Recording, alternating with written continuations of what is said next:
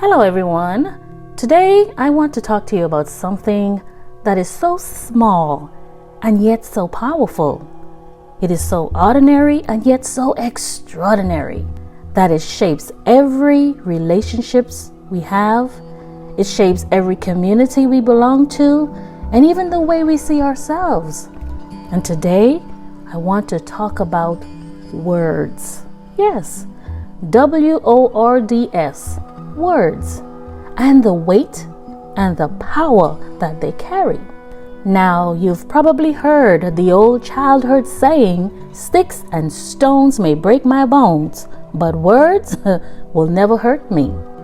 And when I was younger, hey, maybe even you too, I would repeat that little rhyme as if it were a shield. And oh, how I wanted it to be true. That is, if someone insulted me, if someone mocked me or belittled me, I could just shrug it off and walk away unaffected. But as I grew older, I began to realize something. That little rhyme, oh, it is a lie. And yes, I get it. I know what the writer is trying to imply, what the writer is trying to say. I get it. But nonetheless, that little rhyme is a lie. Because yes, sticks and stones can bruise the body, but words, let me tell you, words, they bruise the soul. They bruise the soul. And unlike the body, the soul often doesn't heal so quickly. Some of you listening to me right now might still remember the first cruel words spoken over you as a child. Hey, maybe someone called you stupid. Maybe someone called you dumb. Maybe someone said you weren't pretty enough, smart enough, or even strong enough. Or even they maybe used some derogatory, hateful term to describe you. And while bones heal, those words, they sometimes echo for decades. I once heard someone say that words are like seeds. Once they are planted, they grow. So if you plant seeds of kindness, love, and encouragement, you harvest trust, you harvest connection and hope. But if you plant seeds of cruelty, mockery, or bitterness, then guess what? You harvest insecurity, anger, brokenness, and the list goes on. So now let me give you a story. A young girl once told me about her father. She said she loved him. She said she loved her father dearly. But whenever she made a mistake, he would say, "You'll never get anything right. You're so clumsy." And so she carried those words like a hidden chain well into adulthood. She carried those words with her, so much so that even after she achieved success after success, she still doubted herself. Why? Well, it's because in her mind, she still heard her father's voice saying to her, "You'll never get anything right." And that's the power of words. They stay with us.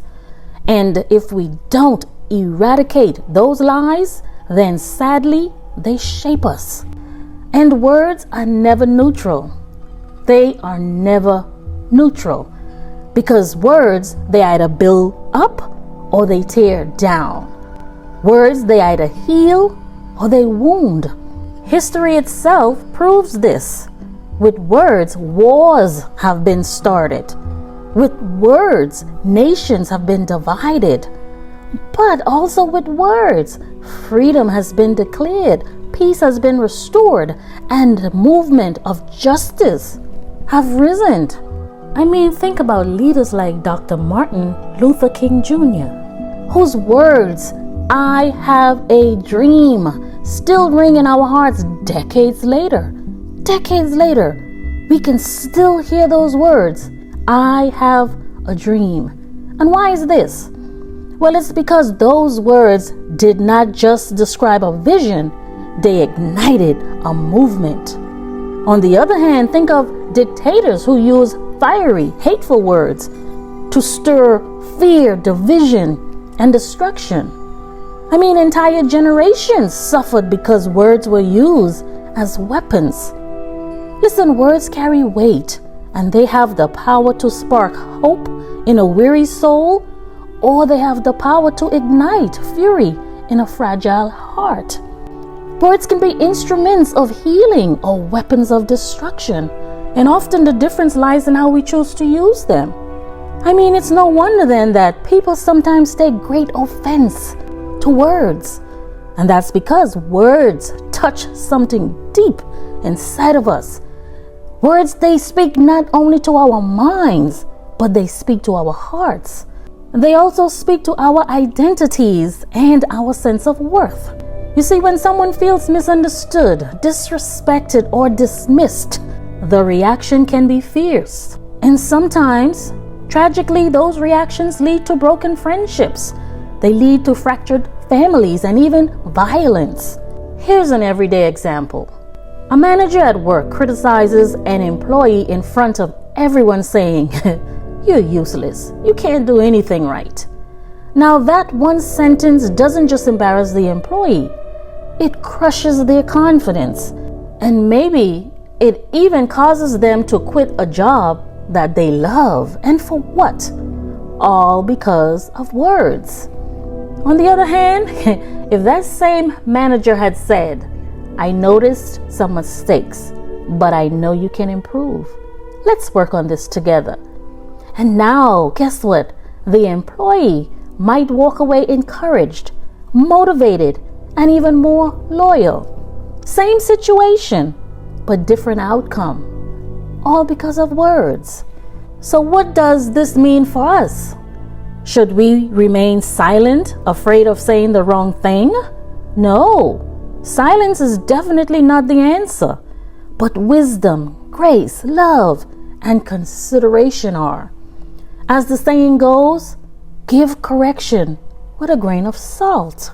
So every time we speak, we have a choice.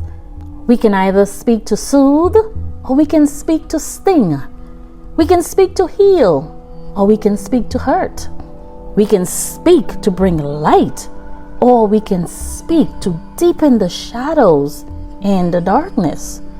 So remember that even when we must correct someone, even when we must speak truth that is uncomfortable, we still have the choice and the power to deliver that truth in a way that honors their dignity.